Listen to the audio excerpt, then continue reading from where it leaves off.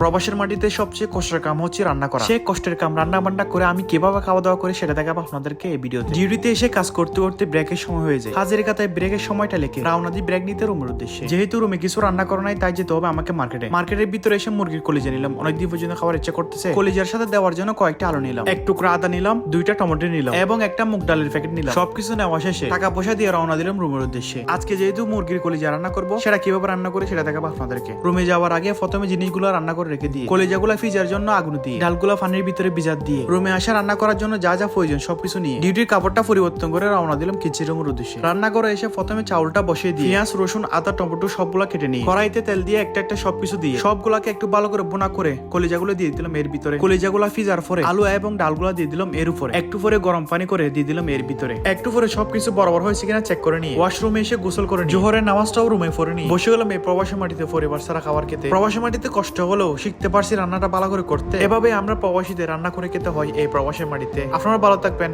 আল্লাহ হাফেজ, সাবস্ক্রাইব।